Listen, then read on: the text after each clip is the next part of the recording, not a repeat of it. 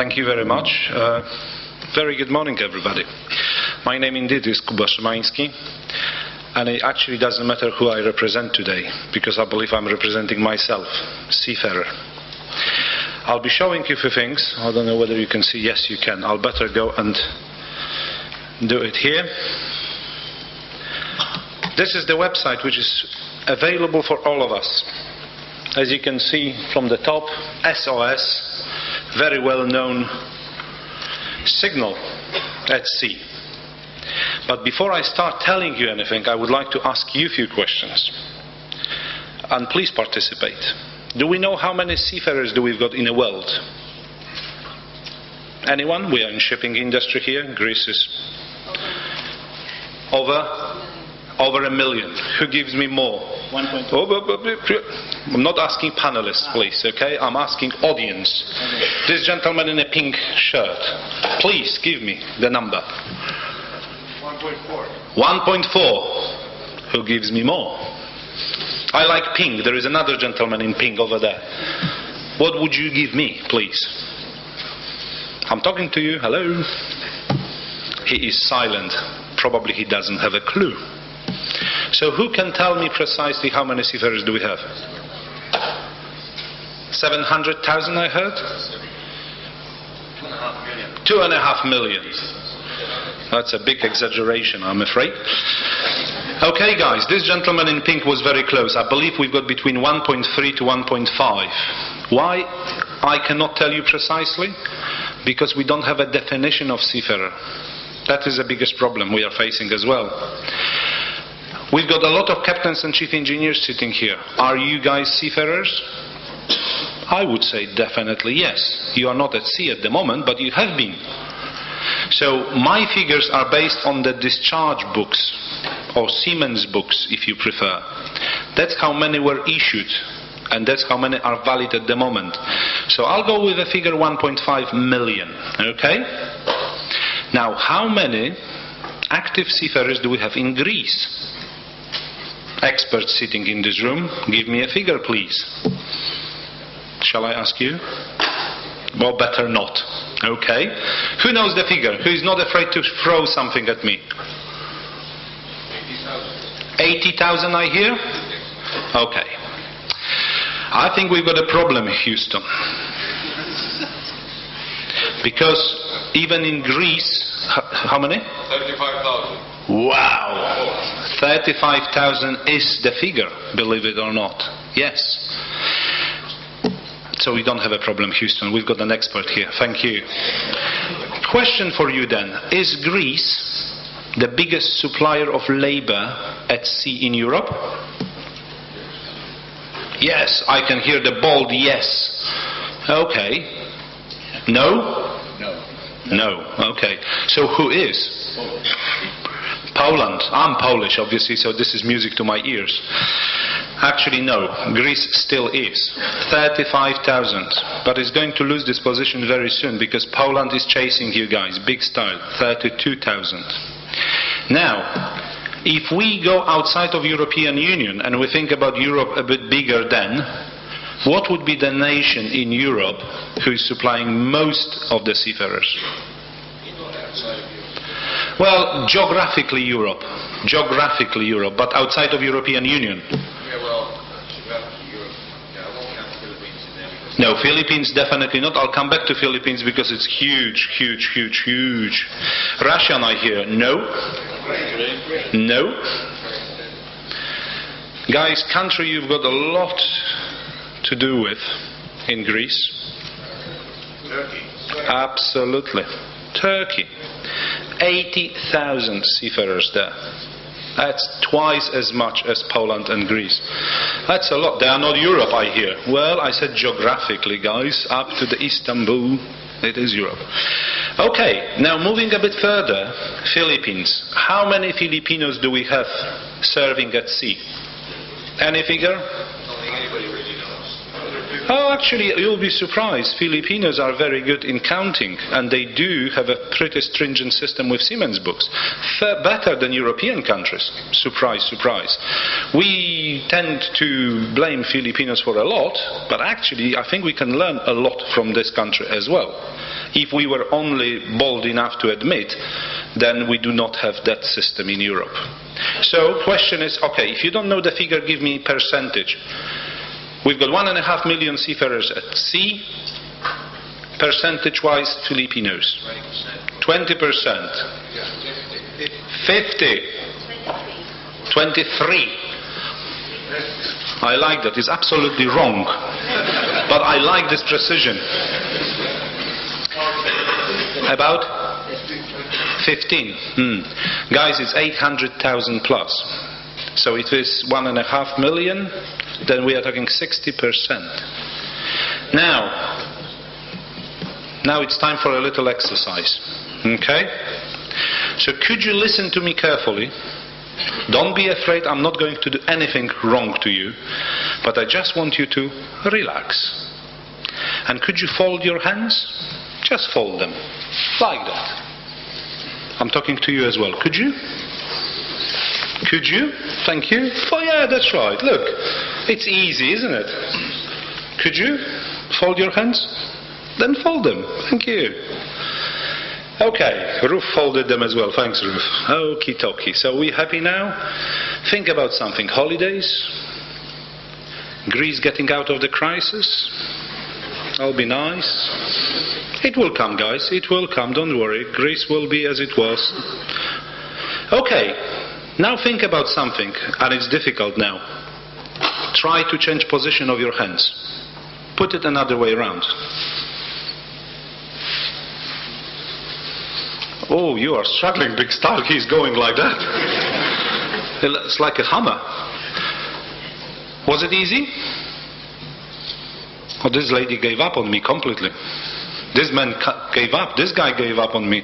This one is actually... What did I do to you guys?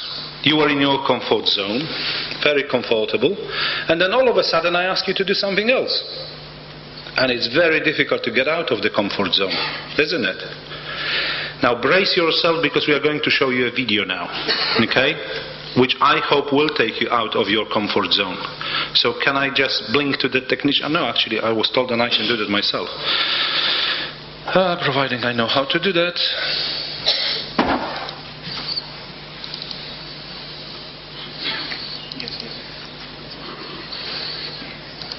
6 minutes 48 seconds. So brace yourself and bear with me.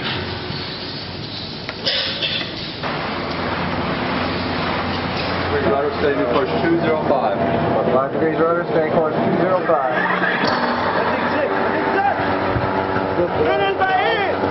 Third mark.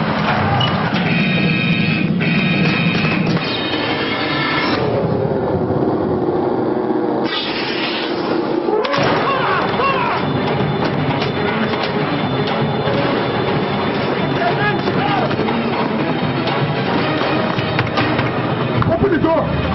Open the door! Open! Everybody please! Get back! Get back! Get on the ground! Get down! Don't move! Don't get good! Bring them! Don't talk!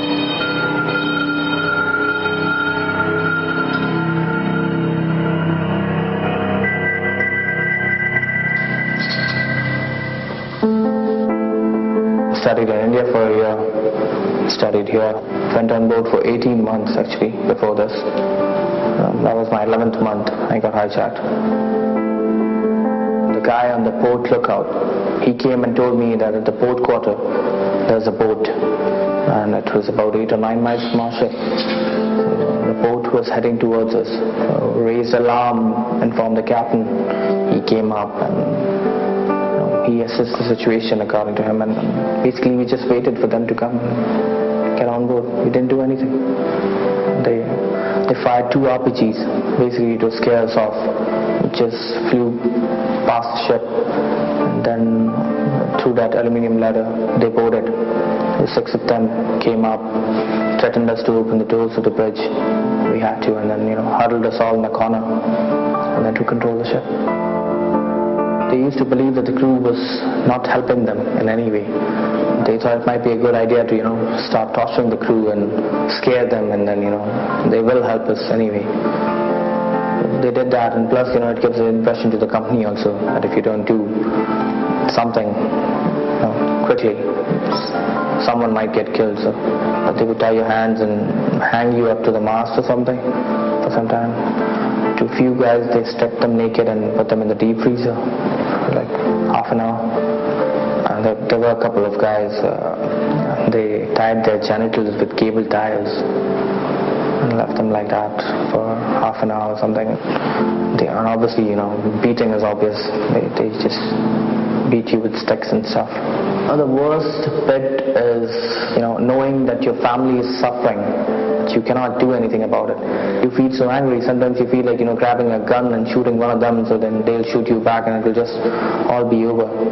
But then I used to think about my family and control myself, and somehow we all stick together and got through. In December, they did come to an agreement with the company, and the whole drop of money and everything was arranged. Once the money was stopped, they left the ship within 24 hours. I mean, I don't think life can ever be normal for me as long as I'm sailing. If I'll go back to sea, my family will always be worried. I always have to convince them that I am fine, which in truth I'm not, because, the sea is not safe. Indian Ocean is one of the busiest trading routes in the world, and it's not safe. And if I'm sailing, I can't avoid it. I think the human costs of piracy are almost unimaginably bad. They have been scarred for life. That experience of being in the control of pirates will be a life-changing experience for them. They will have experienced things that you and I dare to think of, and it's a harrowing, miserable and thoroughly terrible experience.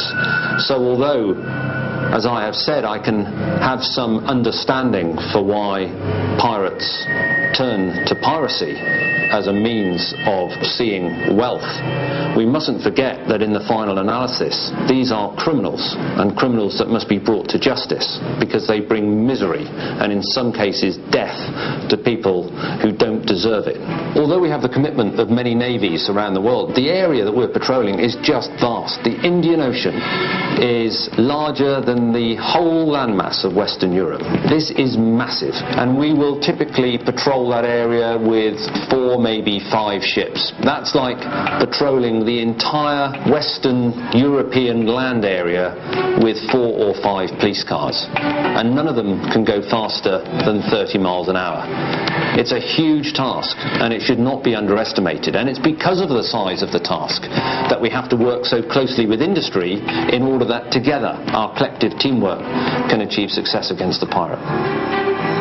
The SOS campaign is the biggest grouping of marine associations ever assembled to fight a single cause. It's very difficult to put your finger on the exact economic cost of piracy, but the economic risk will escalate when the decision has to be taken. Is it too dangerous to send our crews across at all? And that is when we will see the global economic cost really come to fruition. Only governments will eradicate piracy, and where SOS can make a difference is by ensuring that the general public and their politicians are made aware of the horrific effects of piracy. Go into the website, and if all you do is click on the button to send a letter, then that will send an automatically generated email in your name to the appropriate politician in your country of origin. And believe me, if this situation is allowed to continue, the cost and effect of piracy will reach out and touch us all. Send a letter. It will make a difference. Thank you very much for watching. I've seen this film several times now, but I'm still moved, to be perfectly honest, because I can imagine, I can visualize being this guy who has been hit in the face. I'm a ship's master, and I would hate to be in this position when I cannot defend my people, although I've done everything. Now, if you think about it, what Alistair is saying at the very last slide of his speech. You know then you can make a change? I know you don't have much confidence in your own government at the moment. I do appreciate that. However, Greece is extremely well represented in IMO. It's one of the better delegations in IMO. I sit there as an NGO, and it's always a pleasure to talk to your colleagues because they are extremely well prepared. They are prepared because they listen to you. You may be different in this opinion, but I can tell you, judging from the performance of the Greek delegation in IMO, not to mention Secretary General, who is just stepping down, but last 4 years, what a surprise, he is Greek. And he led a very successful campaign. So you guys in this room can make a big difference. Ruth, could you stand out for a second? Ruth, thanks God, is wearing very pinky dress today. Ruth will be downstairs. There is a laptop. And you can do it if you want today, or you can go home and do it in your own comfort zone. Go to SOS website. As you can see, your name, view letter before it goes, and it goes. We've got 22,900 people now. I will not go into the area because I'm afraid the computer will freeze on me, but you can have a look, view letters sent by country, and you can see where Greece is featuring. There is a beautiful graph there. And this is what you can, believe me, do. It will help us enormously. Our problem at the moment is, and when I'm saying we, you can actually look who is behind this. It is unprecedented that so many shipping associations got together and actually work together on this particular issue. No doubt in this banner running across the screen you will see the names you are very familiar with, because you are a member of either BIMCO or Intertanko or InterManager or Britannia or ITF. You are being represented, but these are big names, organizations. We need you, and I'm pointing my finger at you, to actually go to the website and make a difference. Thanks for that. Now I promise myself to deliver something as well, deliver something tangible you can take with you. Therefore, I'll go to this website, hoping that either you have seen it in the past, or if you haven't, you will go there. The website address is fairly simple, ICC-CCS, or if you just Google International Maritime Bureau. This is the website where all the reports are being collated and are available for you guys, free of charge. If you want to know what is happening with piracy now, you go there, you have a look. There is one big assumption, and the assumption is that you guys in this room report to this website as well. Because if you are being attacked and you do not report, then you will not be helped, but you will also not know what is the situation presently there. And another initiative, which in my opinion is extremely important, and I can't find this website now, I can, sigh of relief, is maritime piracy, humanitarian response. Website, unfortunately, when you Google it, is not very easy to find. I would suggest you write down this URL, which is MPHRP, Maritime Piracy Humanitarian Response Program. This is a website which is free of charge for you guys, should you need this. I hope you will never need this website, but if your vessel gets hijacked, then I think it will be too late to start thinking what to do, because you've got a lot of things happening in your office then. And this website especially will help you how to deal with families, how to deal with the individuals. It will take or take the heat away from you, or help you at least, with humanitarian side of the pirate attack. I'll repeat this website again, MPHRP, Mike Papa Hotel Romeo Papa. And with this, I strongly encourage you on your coffee break or on your way out to see Ruth, who will be positioned by the main entrance. There are quite a lot of leaflets. They are business cards, addresses and everything. Take few. Try to be our ambassador. Remember, if every of you, and we've got 300 in the room, goes out and does just one email, Greece all of a sudden will come almost first on our list. Well, India and Philippines are obviously very, very advanced in this petition. But you can double the size of Greece petitions at the moment. With this said, thank you very much. I'm available for any questions, obviously. Thank you. Thank you, Kuba.